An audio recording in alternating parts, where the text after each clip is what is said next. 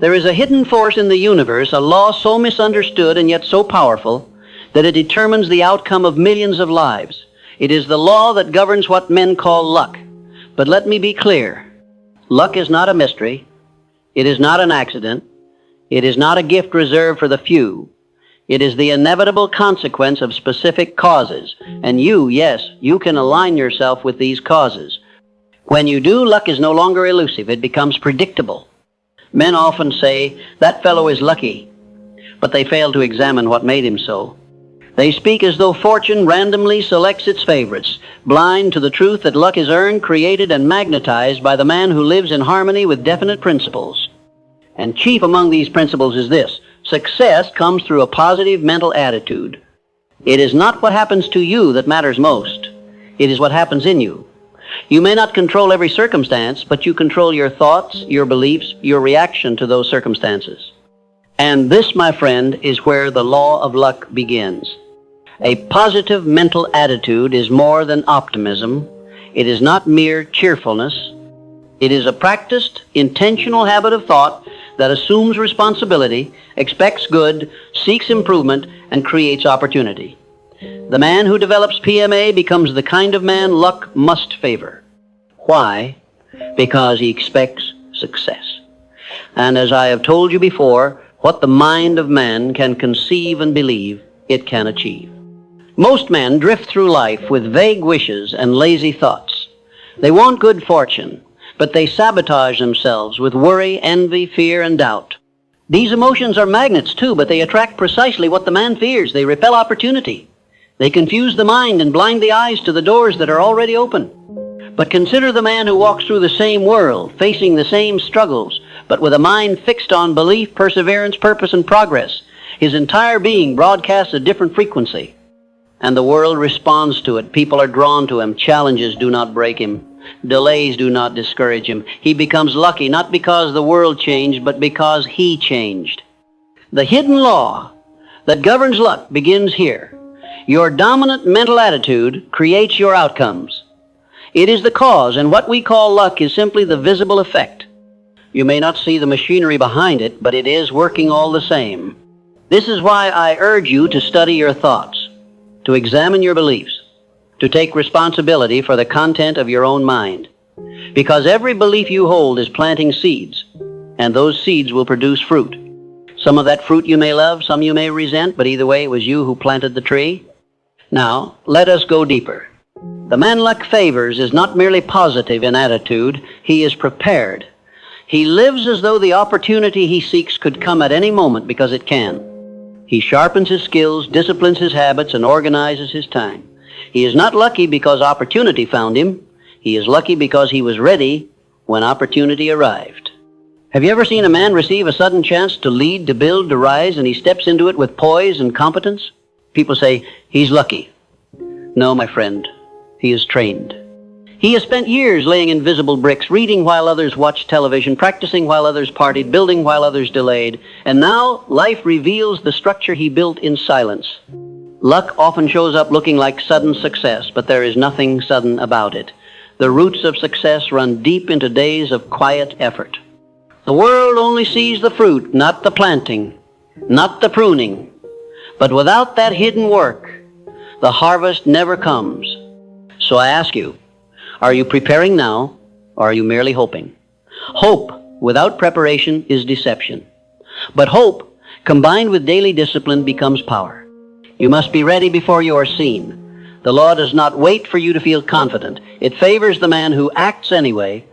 Preparation leads us to the next principle, decision.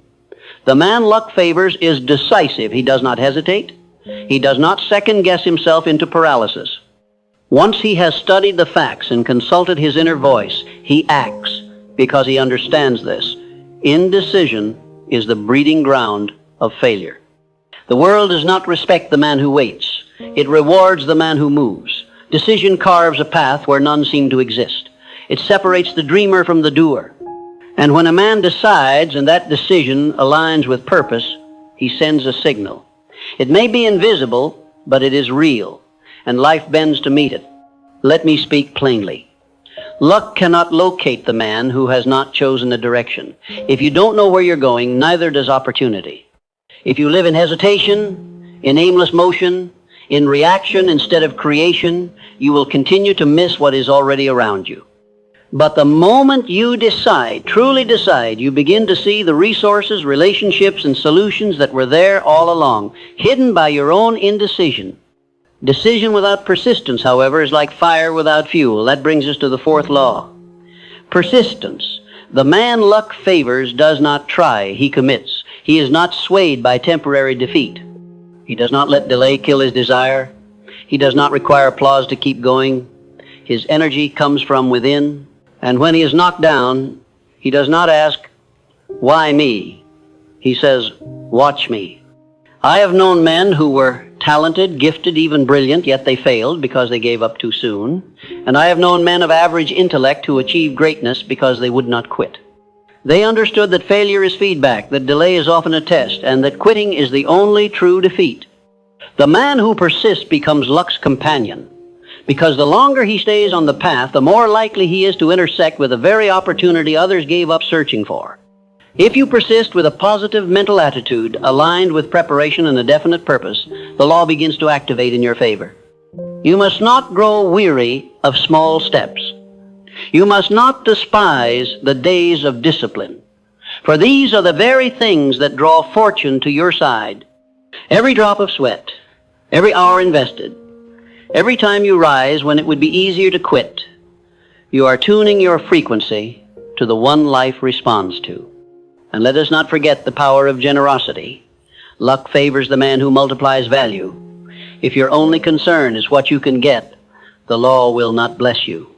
But if you build with others in mind, if you create to solve problems, if you pour out wisdom, support, kindness, then the world begins to move resources toward you. The selfish man hoards and stays small. The builder who shares becomes magnetic. This is not mysticism. This is law. The man who contributes becomes valuable. The man who is valuable cannot be ignored.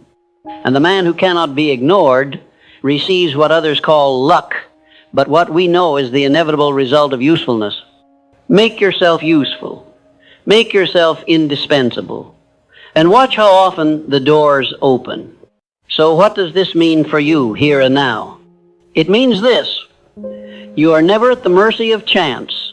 You are not the victim of fate. You are not a statistic. You are a creator. And the moment you adopt a positive mental attitude, define your purpose, prepare with discipline, decide with courage, persist with faith, and give generously, you become the person luck favors. You do not need to beg life for a break. You only need to become the kind of person life cannot help but reward. Now you must ask yourself, will you merely admire the lucky, or will you become one? When you decide to become the person luck favors, you are not stepping onto an easy path, you are stepping onto a higher path. You are stepping away from the common and into the uncommon. You are declaring with your life that you will not be one of the many who wish, wait, wonder, and waste. You will be one of the few who decide, act, persist, and grow. But be warned, the higher path comes with greater resistance. The moment you raise your standard, life will test you. You will encounter obstacles that seem unfair. You will face silence when you expected applause. You will see others take shortcuts and succeed for a time. And it is in those moments that the hidden law will separate you from the average man, because the average man folds under pressure. He abandons his aim when results are delayed. But the man who walks in alignment with purpose and positive mental attitude, he understands the principle of time. He does not panic when the harvest is slow because he trusts the seed. He does not complain about the weather because he believes in the law of seasons. And he does not compare his path to another's because he knows the only race that matters is the one he's running. You must learn to trust this law. It works. It has always worked. But it works in its own timing, not yours. Do not mistake delay for denial. The law is watching how you behave in the waiting. Will you remain diligent without visible reward? Will you hold your standard when it would be easier to compromise? Will you continue to act as if your dream is inevitable, even when no one else believes in it but you? These are the moments that make a man lucky, not in appearance, but in alignment. And When the day comes, when opportunity finally collides with your preparation, others will say, "What a lucky break." Let them say it. You will know the truth. You did not get lucky. You became lucky. Let me speak now of another element often overlooked, yet central to this hidden law, faith. Faith is not blind hope. Faith is mental clarity. It is emotional discipline.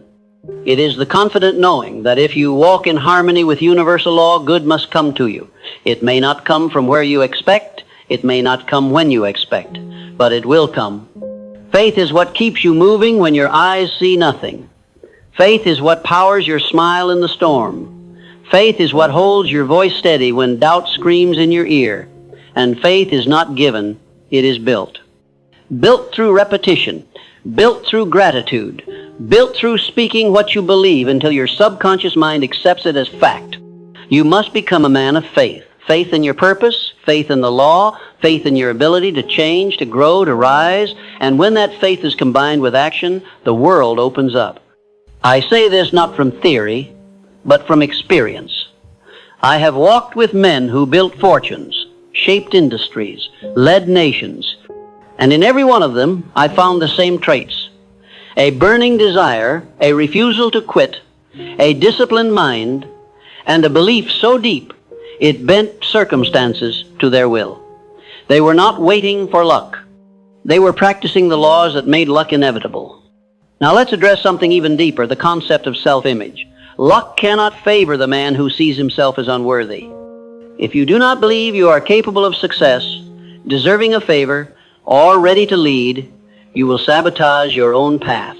You will unconsciously reject the very blessings life tries to send your way. This is why you must daily affirm your identity. You must rewrite the story you tell yourself, not based on your past, not based on your current bank account, not based on what others say about you,